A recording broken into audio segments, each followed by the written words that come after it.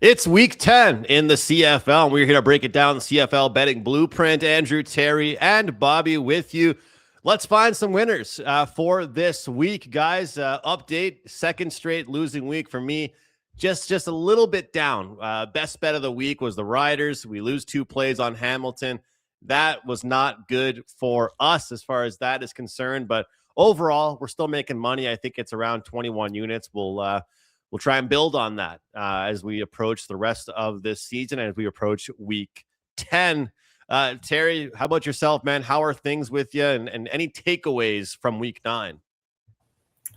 Yeah, I'm a really streaky bettor. So when I'm hot, I'm red hot. And when I'm cold, I'm cold. So right now in the CFL, in a little bit of a cold streak, but it's a new week. And we do have some good matchups this week. Last week, I really like seeing Saskatchewan getting the job done against Edmonton. If Edmonton was 7-1, it would just be a little bit much for all the Edmonton or the Grey Cup champions fans that are ready to give them the Grey Cup already. So that was good. Montreal took care of business. That was fun to watch. And it was a pretty decent week. Game-wise to watch, and looking to get it going this week. Bobby, I'm surprised we don't have you with your BC Lions jersey on, because apparently the BC Lions are back. But I know you'll have different reasons why you weren't happy about that particular game. But, I'll tell you, man, as much as the three of us like to take shots at Trey Ford and even this Hamilton team, I'm sitting here looking at my 2-2 record on the week, and I kept on saying to you guys, if I take away Hamilton performances and Hamilton picks, we're having a hell of a season. Jake Mayer comes through for me with the passing props, but 2-2 for me. Bobby, how about yourself in week 9? I'm on quite a bender here, and that's how it goes. I'm back down to 500 for the year, still in the black, which is very tricky to do. Professionals only, you might say, but that's fine. Like streaks happen. There is a big win, and it's a gradual win. It's a continual win. You might say there could be so much winning, you might get sick of it. A famous person once said that. Thanks to Mike O'Shea, the media is finally acknowledging that taking 3 points and giving the other team the ball near midfield might not be optimal strategy. And it started about 10 days ago. Derek Taylor was the first one I noticed to say it. And I don't know if this was about the same time where you joined 3 Down, but all 3 of the 3 Down guys said it this weekend after they watched Mike O'Shea. So people are starting to get it. It's an exciting time to be alive in the CFL. Plenty of rule changes you can argue about, but there might be a rule change coming up to make kickers relevant again, and maybe stop gifting the team the ball at the 40. Maybe give them at the 30. Make a field goal worth a little something in this league. So there's always a silver lining in this league. Plenty of things that'll frustrate you, but there's always a win somewhere. Well, let me ask you this. We'll keep it quick, but does your passionate thought on this change at all depending on the total? Meaning for me, like if you're playing against Calgary, the total is high 50s. There's no point in not going for it if you're inside the 10, right? Because you're going to gift them on the 40. If it's a talented team, they're going to score back on you again. If the total is like mid 40s per se, does that change how you look at it? Because for me, if you're playing, like for example, the Winnipeg and BC game, storylines of the week. All right. Of course, we saw BC outright winner as decent dogs against Winnipeg. And then the rapid revenge spot, the Riders get revenge on Edmonton. There we go, guys. Those are the two, storylines for week 9 we didn't really lead off with. But Bobby, I would say compared to the BC and Winnipeg game versus, let's say, Hamilton, Calgary, I would maybe be a little bit easier on the first game versus the Hamilton, Calgary one. You have to go for it because Calgary's putting up a 40 spot every week. Does that make sense? I don't know. Like either way, you go for it, you fail. You got VA, you got Caden Salter backing up when he takes the snap and fighting with the uprights to get it out. He needs to go 105 yards. I don't think it matters. Like I don't think it matters with the total too much. The worst thing that happens is oh no, you've pinned them on their 5-yard line. They got 105 yards to go. If you think like a field goal is good, they're one first down away from like canceling that out and give them 50 yards. That could be one play for a touchdown. So I don't think it really matters. I think you should kind of ban field goals until the clock's on 0. I think that's the only time you should be kicking them. No, I don't think it matters. Caden Salter or Vernon Adams, I think you want them going 109 yards, 108 yards, not 55. Yeah, I mean, I know we've mentioned it quite a bit on the show here, guys, about that, but I think it's just, teams should start to realize you're kicking a field goal, and then 2 minutes later, I think it was literally 2 minutes later after Hamilton kicked a field goal, Calgary scored a touchdown. So who cares about your field goal if they're scoring a touchdown? Like, are they playing to cover spreads, or are they playing to win games here? Like, we care about the spreads. The teams playing should care about the wins, at least from where I'm sitting here, Terry. Okay. I know you're a guy that can get behind high-scoring games. You're a guy that likes to bet me some overs. How about Stamps and Argos? I've never seen a 68.5, 69.5. We're now seeing 67.5, but still, Terry, this is pretty high for a total. Got to get your thoughts on it. Would you even consider going the other way, or is it over or past? Keep in mind, we had a ton of points in the first meeting with these two teams a handful of weeks ago. Yeah, me and an under, not going to happen. Not at this point. Definitely not in this game. But having said that, there's just no value to take the over here. This could finish with 65 points, and that's still a very high-scoring game. But it could finish under. So when I look at this one here, and obviously you have a quarterback question marks. Chad Kelly's been fully practicing, so it looks like he's going to be good to go. VA got a little beat up in that game as well, so hopefully both quarterbacks are good to go. It's very risky, in my opinion, to take the over here with the fact that both quarterbacks did get – obviously Chad Kelly left the game with that neck injury, and Vernon Adams Jr. in his last game did continue to play, but got roughed up a few times, so – don't like to see that, to be honest. When I look at this one here, I think the value is on Calgary team total over 34.5. I saw that around minus 108. Now, the issue with team totals is not all books have them. So if your book has access to team total, like Andrew said, Calgary pretty much puts up a 40 spot every week. They're averaging 40.3 points per game. Toronto giving up 31.3 points against, but that's third most in the CFL. Calgary giving up 33 points against. So I would look at the Calgary team total, and then for a player prop with value, Tyreek McAllister has gone off the last couple of weeks touchdown-wise. He's plus 240 to score a touchdown. So there's some value with him here in this game. I mean, 58-36. That's what we're talking about in week 5, guys. 58-36. We always say when it comes to this stuff, books are aware of everything we're aware of. At least sometimes they are. And if they're not, we try to have an edge with it. McAllister's been fantastic. Great stuff there with that one, Terry. And yeah, this Calgary team's been playing great. I thought I had this team figured out, made some money on them, cashed a big ticket with them, tried to fade them, backing Trey Ford. Don't get me started. But you know what, Bobby, you've had something to say about the whole World Cup host cities throughout the season so far. They're making a huge deal of this for Toronto. They do get to come off a bye.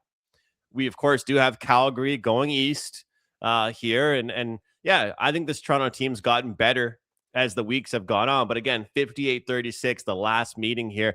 A chance for Toronto to reach 500, and for Calgary, they're really trying to solidify themselves kind of who they are here. Yeah, and this line might look strange until you break it down. Like you mentioned, you have to over adjust from Argos lines in previous weeks. Previous weeks, they were baking in that 7-game road trip, like you mentioned. I don't know if you're the first to ever mention it this year, but Toronto hasn't played a home game this year, and it's the first week of August. Chad Kelly, like Terry said, he's been full participant at practice, so he looks good to go. And as tiny as that crowd at BMO Field is, probably even fewer than usual with a Chris Stapleton concert just down the road at the same time. that's still a decent home field in the CFL. Teams always tend to stumble at BMO when you wouldn't expect them to. Last time I was there, I watched VA throw half a dozen interceptions. And when I wrote that out, I had to like fact check myself. Yes, he threw 6 interceptions. And at the time, he was one of the top MOP favorites for his last visit. That was with the Lions when he threw those 6. So Toronto, tough place to play. People always seem to underestimate them. I think Toronto should be a slight favorite here. But at this point, like this is realistically like a 1. I don't see much value, and honestly, I don't know if this is going to move. Like there's a lot of squares that are on the stamps, but squares don't bet money. Squares don't actually bet half the time. I don't see this line moving. If anything, I think it might move towards Toronto because when you have to question a line like this, usually there's something you're not aware of, and I just think there's a lot to account for with the Argos. Argos are nothing for me here, but again, not right now. Let's see if it moves, and if it does, I'll be more than happy to jump on him. Yeah, I'm tempted to play the Argos as well. One thing I've tried to do is not let one loss impact me the next week. Right, as it currently sits, I'm kind of like, oh man, the Stamps got me, but I feel like it's not the Stamps got me last week. I think it's just the Ticats got me, and so. You try not to, I always try and preach this, especially with the CFL. 1 week is different than the next. And that's kind of how I feel about this one. Calgary's on a roll. This is probably going to be the all-time high feeling for people with Calgary. And I'll keep saying this. I know we've had discussions on this show about, where every quarterback ranks. I think that if we saw Chad Kelly out doing community service, doing better PR, no bad things happening off the field with him, he would be more respected. There's only so many people that cover the CFL. Like, those people get to indicate who they want to hype up the most. And I don't think anyone can argue that. Chad Kelly's been pretty damn good this year. Like if he didn't have anything as far as his reputation is concerned about him, we'd be talking a lot more about him, and so for me, guys, I find this very interesting. I was doing a deep dive into this matchup earlier, especially the Calgary stuff. Their execution, they're like a 30% touchdown team right now per drive. Like their execution has been off the charts. The crazy thing is passing props right now, 298.5 for VA, 341 for Chad Kelly. And that's the only way I'm going here. Maybe I end up getting involved in the side. But right now, that sticks out like a sore thumb. You've got a team that's running the ball pretty well. You got a team that's executing in the red zone, even though we're not allowed to call it that for some reason. But Chad Kelly over 341, that seems really intriguing to me. Terry, I know you like the props there. I mean, isn't that kind of interesting? You've got a Calgary team that's number 1 in pretty much every offensive stat, but dead last in pretty much every defensive stat. And yeah, maybe I picked the wrong guy to go against that with Trey Ford and that Ticats team.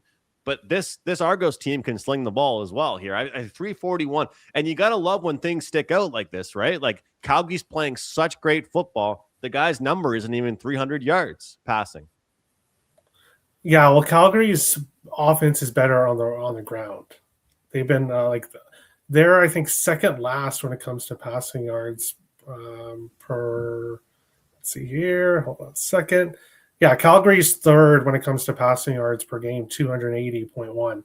But Toronto's number 1, so 365.1. So, and then Calgary gives up the most, the third most passing yards against. Toronto gives up the most. So what you were saying, I would actually look towards VA's passing yards. And then to what Bobby was saying earlier, 6 interceptions last time. He's at 0 on the season so far. Did you just is for a VA going to be blocking you, Bobby, after this week's show? Definitely That's not. my question there. And then when it comes to the Chad Kelly, hey, Andrew, he is a great quarterback. I think we can all agree on that. When it comes to a person, I have no comment. Well, yeah, obviously me too. Like I don't really know much about him, but like I know there's a lot of negative things that's happened and like you've heard some things, but again, I don't think that in general should affect how the media covers him. That's not their job, So the guy's still playing pretty well. You put him on Bobby's BC Lions, and he's getting talked about pretty heavily, though. So, but I'll tell you what, this is going to be a really good game. We haven't seen a total like this in a long, long time, or in fact, we have never seen a total like this. So I'm really looking forward to the game here, guys. We'll see where the number moves. Also, very curious to see where the total ends up finishing because, like I said, it did start a little bit higher, and it has started to slowly go downhill just a little bit. Okay, we've got Ottawa and we have Saskatchewan here. We're seeing a little bit of a flip here, or excuse me, we're seeing a -7.5 turn into 8.5, depending on which book you're shopping at. But overall here, guys, we're still seeing a lot of these 7.5s, but we're going to go with 8.5 because that could be where it is going right now. I'm going to throw this out here. The key word is execution. I just talked about 30% drive execution rate for Calgary with touchdowns. This Red Blacks team, how many, like if you had the over in that game last week, you got to be just going nuts because this is a team that is creating chances. They are driving the field. Jake Mayer passing prop over was probably my best bet of the week as far as how well it went. This is a team that, would you guys agree with me? Terry, are they getting better? I know you're frustrated with how their game went and how they played in the end zone, but are they getting better in your eyes, this Red Blacks team?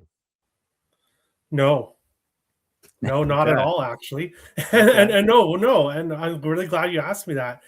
If you look at the statistics so far, like CFL does a great thing where they post each week the statistics for all the teams and everything. Calgary was the worst defense in the CFL, but now that's Ottawa. Ottawa's allowed the most net offense, the most points allowed, and now their offense is bad too. They're the second worst offense, points for net offense. They just can't find a way to win a game. I think Ottawa is going in the wrong direction, not the right direction. Now, they have been able to cover some spreads. So that's the one thing here, is they've been able to cover some spreads, but I don't know. I think they are who they are. The worst team in the CFL is Ottawa. And I don't think there's any question in that. What do you think, Bobby? Yeah, like I still won't say they're worse than the Taylor Cornelius Edmonton teams, but I was thinking you couldn't downgrade this Ottawa team anymore, and they just cut their best wide receiver, and now he was barely being used. So the downgrade is a lot less than the upgrade is going to be for whatever team signs them, right? But I think you're looking at this line open 7.5. You're wondering why isn't it higher? Lots of reasons to back Saskatchewan at home here against one of the all-time worst teams in the CFL. But the Saskatchewan secondary is banged up. There's a couple of Canadian wide receivers that could be out this week. So I think this line is pretty close. And honestly, if this keeps going up, I don't even know what I'm going to do. But I'm somehow going to have to be backing this Ottawa team. So line right where it should be right now. But I think if this creeps any higher, there's going to have to be some pushback. Unfortunately, I hope it doesn't creep any higher for your sake, Bobby. I hope it stays as it is. I don't want to be a Jake Mayer defender like I was a few weeks ago, but yeah, all-time bad team for teams that don't have Taylor Cornelius as their starting quarterback. So nothing to like here for now.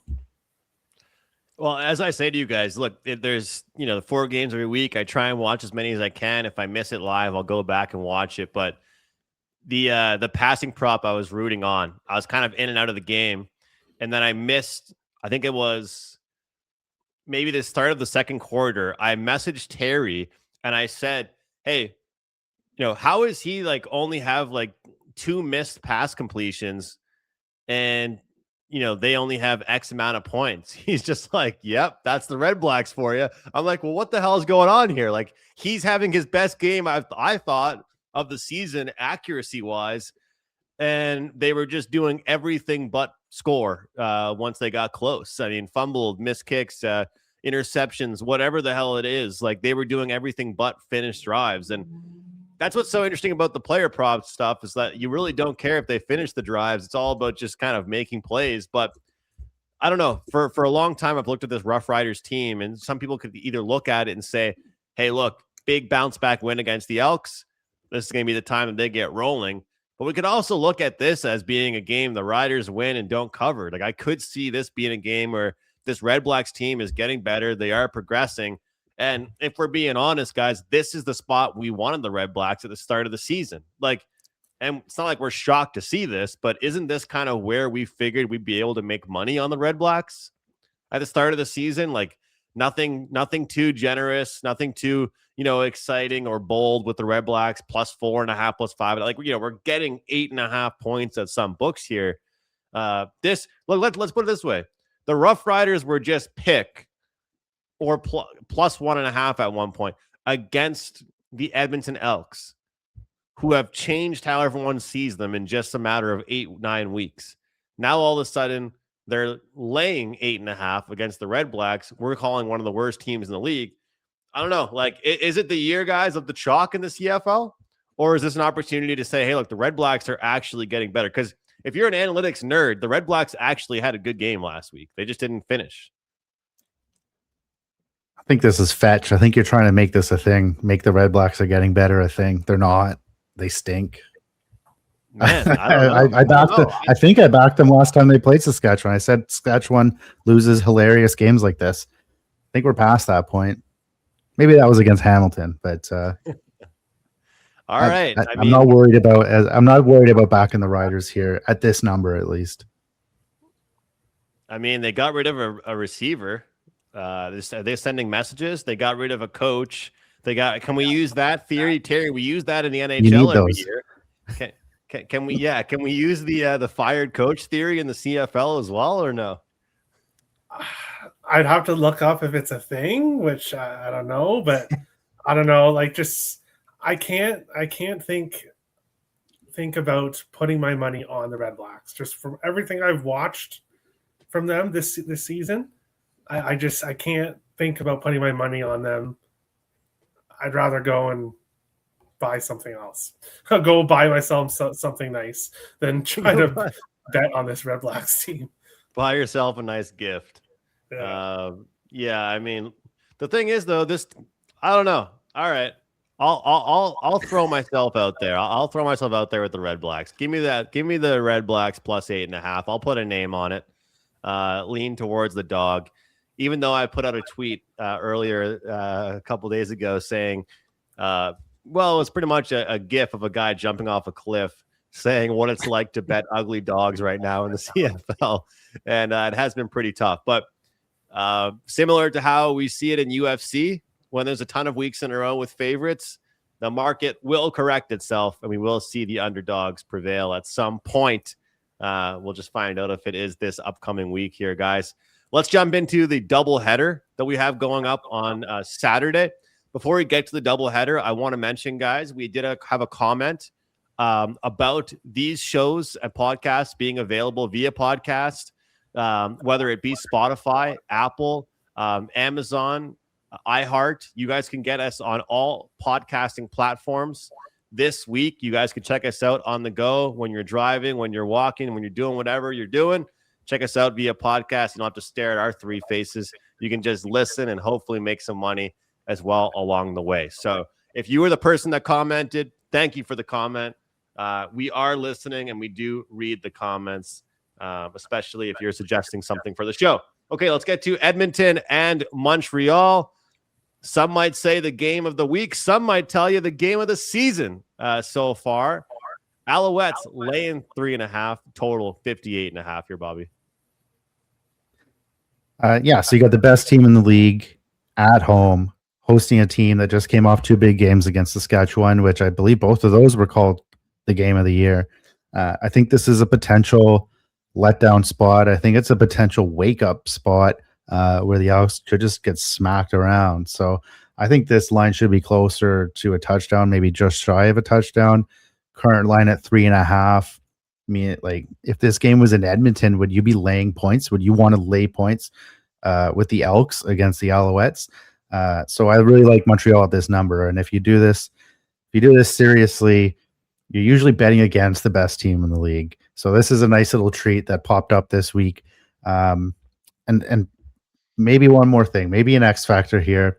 While we're breaking all this news, I'm not sure if you're going to hear this anywhere else. Cody Fajardo used to play for the Alouettes and lost his job. At the time, he was the favorite to win the MOP before he got injured, to Davis Alexander. Davis Alexander, I don't know if you know this, had never lost a regular season game in the CFL until recently. Who scored the overtime touchdown to beat him? Cody Fajardo. This is shocking stuff that you might not hear anywhere else. And honestly, if you don't hear it anywhere else, I'm a little jealous. But all that aside, I really like the Owls at this number. I think this is a little disrespectful to them. I'm not sure. I don't know if it's overhype on the Elks, but Montreal is definitely not getting the credit they deserve here. They should be much closer to a touchdown here. That the letdown theory for the situational, Bobby, I can always get behind situational plays. The only thing for me is I kind of like it if it was flipped. Like if we saw kind of a spot where, like, again, we saw the Elks lose the second one and win the first, right? So both road teams won.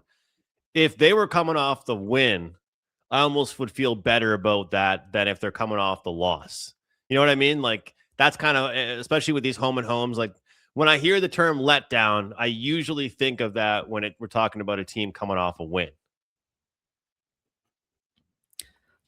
I think the fact that they held their own, like Edmonton's been so bad for so long, I think they're treating splitting with the Riders as exactly like best case scenario for them. So, and what are they in the standings? I think they're second overall in the league right now, right? Leading the division, maybe. I don't know. They're a lot better than people expected they were going to be. So, the Red Blacks games have all run out.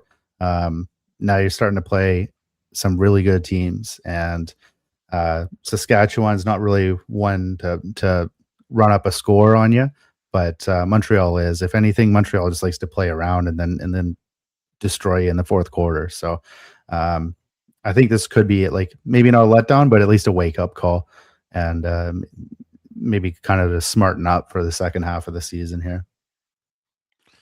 Well, I hate being against Bobby. I really do, guys. We look at. I mean, the thing is, for me, I can't stop looking at the defensive standings and the fact that Ottawa's dead last in points allowed per game. Edmonton's number one. This team, I think, is being discounted for their defensive play as much as we're hyping up their offensive play. I do agree that Montreal does not mind running it up on teams. They have fun out there. Watching Davis Alexander sling it, Terry, is a fun to watch. We were talking in our chat about that together. I get it. They're playing the number one team. What I find funny about me kind of leaning towards the Elk side here, guys, is that I've been the one that's like banging home for the last few weeks that everybody shouldn't have them number one in their power rankings. And now I kind of want to get on them. But I think this is just one of those games. Whoever's the dog, give me the dog. I guess it's kind of how I'm looking. Like, let's have a good old-fashioned football game that ends within a field goal, is kind of what I'm hoping when it comes to this one. We very well could see the Elks elk and or the Elks Eskimo and just go back to who they once were, and I could be dead wrong, but hoping that this is kind of – because how many times the rest of the year are we going to get them in a dog position? Maybe once, twice, a couple times. We'll see about a couple quarterbacks being healthy. Terry, what do you think here? I mean, as far as the total as well goes, it's at 58.5. Like, obviously that Elks number is maybe a bit skewed, and maybe I'm reading too much into it. Could you see points in this game? Well, I don't know, because you are right about Edmonton has the best defense in the CFL. And we've talked about Montreal's defense, how it hasn't been nearly as dominant as last year. But it's starting to heat up. Now Montreal is allowing the second fewest points, 27.1 points per game. Edmonton allowing 25. So when I look at this one here, I think both teams' defenses are playing really well right now. I think that the Alouettes have an advantage with the offense. I think Jason Moss is really pissed with how this game ended when Edmonton won earlier in the season. The Alouettes were not happy about that game. And yeah, Davis Alexander lost his first game of his career, and now he gets to face the team again, this time in Montreal. I think if I have to choose, I'm with Bobby. I think the Alouettes are probably going to have a really good game here. The prop I'm looking at here is Travis Tice, anytime touchdown. Didn't hit his rushing yards last week, but did score a touchdown for the 6th consecutive week. Travis Tice. Now, minus 150 at some spots, minus 115 at others. So you got to shop your odds, whatever books you have access to. But obviously, I love Travis Tice touchdown at minus 115. I don't like it at minus 150. So shop around. But I think Montreal is a good game here. I think Tice finds a way to get to the end zone once again. Yeah, some of these touchdown props have been good. If you can get behind them before the market adjusts too much, like even with that McAllister one you mentioned earlier, he had that one great game, like a hat trick of touchdowns. Now all of a sudden the odds makers really jumping ahead of it, so you kind of got to get there early. But I'm looking forward to these games this week here, guys. But hey, we're not done. One more game to get to. Bobby, I know you got a few things to say about this next one, and maybe you could mix in some potential bets for down the road as well when you're breaking this one down. But let's talk Ticats and Lions here, 4.5. I did talk about not wanting to fall in love with a team or, build a hatred towards a team either. But someone's going to have to convince me something special for me to want to back the dog in this one after what I sat through last week. Yeah, and so some people were asking, like, what does this line indicate when it opened up 4.5 here, right? And I think this is a Nathan Rourke versus Harrison Frost, and Rourke is taking first team reps with the Lions at practice today. So people are thinking, well, if it's Rourke, why isn't it higher? And I think it's because Hamilton is actually a good team. This defense has held them in games. Ford got benched over the weekend when they had just given up a touchdown due to a roughing the passer penalty that actually reversed out an interception. So that game was still close. I was backing the Ticats right with you. I was pretty happy with how the game was going at that point, which brings me to my defense of Trey Ford. And of all the games that could have been won, of all the seasons that could have been saved, they chose this weekend to be the day where Trey Ford gets benched. And it was essentially a one-score game with the highest scoring team in the league. And who do they replace him with? Frightened CFL four-stringer number 6. Now, like, unlike most teams in the CFL, I don't think Milanovic is an idiot. I just think he thinks differently. And we warned that this could happen as soon as Bo Levi went down. Like, he does things differently with his quarterbacks. I think he probably realizes the regular season is a joke even before they change it until every team except for one makes the playoffs next year. He wants to try out new quarterbacks, fine, but I just don't get why Trey Ford started the game then. Why did he give him all the reps during the weekend practice? And to top it off now, he claims he doesn't know who he's going to be starting this week. So 4.5, I think that line's appropriate for Rourke versus Frost. If it is Trey Ford, I would normally bet this, but like, you can't even trust he's gonna make it to halftime. You need a much larger edge if you're going to bet the Ticats right now. Even worse, it's a government-run media in Hamilton, so like any information is directly from the team. It's slow to get out there. You're gonna have to wait for the intern to upload like the post-practice media availabilities onto their YouTube channel. So it's just a mess. Like, it's hands off the Ticats for now. I am making one bet related to this game, and this was before Rourke was announced taking reps at practice anyway. It's the BC Lions, 25-1 to win the Grey Cup. I mentioned this a few weeks ago at an even shorter number. But you got Ottawa, who's 0-7, might never win another game. Hamilton, we just talked about here. They're starting Trey Ford, or they're frightened fourth-stringer number 6 for the rest of the season. Like, how good could that go? You have Winnipeg, who just lost to a quarterback who threw for less than 100 yards. Winnipeg can't win any games they should. Winnipeg has a coach that chooses to lose at every opportunity. And then you have the Lions, who are getting the best quarterback in the league back with his normal receivers that he hasn't had for most of the season. One of those 4 teams legally has to make the playoffs in the CFL. So assuming, like, worst case, Edmonton, Calgary, Montreal, like they stay healthy, quarterbacks don't get injured, Lions are going to be a bottom seed going on the road, and then to Calgary for a Grey Cup. Correlated parlay on that is closer to probably like 12 or 15 to 1. Right now they're 25 to 1. So bet it where you can. Obviously, if you won a few bets at some sites, they're not going to let you bet anything on this. But shop around. Anything above 20, I think, is a great deal right now, especially with how the rest of the season is shaping up. And still lots of unpredictability with the quarterbacks, like tendency to get injured here. There's only a couple teams that are covered. There's literally only 2 teams that are covered if their starter gets injured. And one of them is Winnipeg, and they stink. So I don't think this is almost a free roll at 25 to 1. This is Ottawa Red Blacks kind of numbers that you'd see in previous years. So lines 25 to 1, probably all the way down to 20 is still good for you. And that's all I got. I'll yield the rest of my time. I'll be bringing it with a future bet for us. Great stuff there. And yeah, I mean, look, when pretty much every team makes the playoffs, you get a team like that that still is a great group when they're healthy. You get a price like that. I think I can get behind that as well. So consider that one tailed as we speak right now. Although I do wish I tailed your Brady Oliveira bet a couple years ago. But hey, we can't live in the past. As far as this game, look, if I was to bet an under this week, I think it would be this one. I have bet unders this year, so I can't say that. This week, I would look towards maybe this one. Bobby's right, though. It's a Rourke number. I agree with the sentiment that the defense has been good for the Ticats, and systematically we've seen some good things. But I saw our buddy Ben Kramer talking about Harrison Frost, like last 3 or 4 years of football hasn't had a completion percentage higher than like 52 or 53%. That's insane. I thought it was parody. I thought it was a parody account for a second tweeting that out.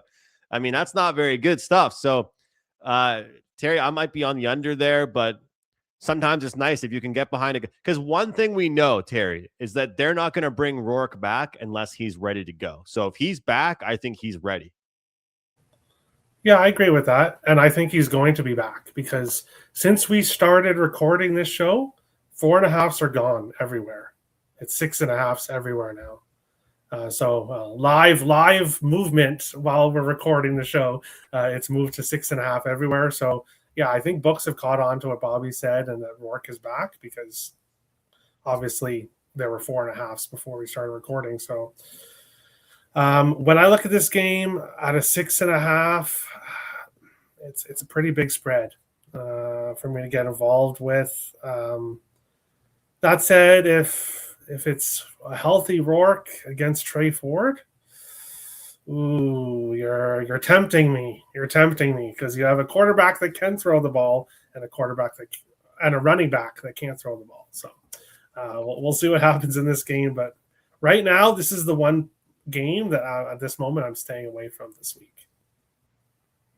Yeah, number moving, and we know how people like to react to that. But we've also seen this story before. A guy, if he comes back rushed, it's not good. If he comes back healthy and ready to go, then it's always a good sign. All right, do we moves more? Because it's only Tuesday and it's like it's moved already 2 points. Do we think it moves to 7.5? I'll let Bobby answer that one, but I feel like it's not going to come back. What do you think, Bobby? Yeah, I think it has to. And this is crazy in itself because we expected Rourke to be back. This isn't news, but it is news in the CFL. So, like 4.5, it just looks like a bad number when it opened there. So I thought it was kind of appropriate, but I guess we'll have to see who's starting in Hamilton. But even then, you just don't know. It's like CFL is crazy enough with the boneheads in charge of these teams. Bringing Milanovic into this where you don't even know which quarterback he's going to put out each series. It's just hands off. It's too dangerous even for professionals. Yeah. He might use both again. So he did that in the playoffs with Bo Levi Mitchell, the most outstanding quarterback, apparently. Most outstanding player. It's sad because I really do want to know what this team would have been like with Bo Levi this year. Like I would have loved to have seen the run. I would have loved to have seen like a Hamilton, Montreal, Eastern Conference final or Eastern Divisional final. Like I don't know. Like this team had potential to be something good. We'll see what ends up happening, guys. The one thing to mention, you can get it at my page and Terry's page as well at PNP and for myself at Wagertalk. The buy 3, get 3. Forget about buying like one day when you can buy 1 3-day pass and you're going to get extended for 3 more days. So that'll be NFL, X, MLB, CFL, whatever it is we're betting, you guys are going to get it. You're going to get 3 extra days. So if you want our CFL weekend, Thursday, Friday, Saturday, whatever it might be, on Thursday, go to our pages, buy a 3-day pass. You get additional 3 days if you take advantage of that special. The special is very available at wt.buzz/AM or pnp.buzz/TE. Make sure you're following Bobby at Mr. Surrey Jack for all of his picks and all of his thoughts. Terry at TE Picks and myself at McInnis Picks. Thanks for watching, guys. We'll see you next time right here on Wagertalk TV.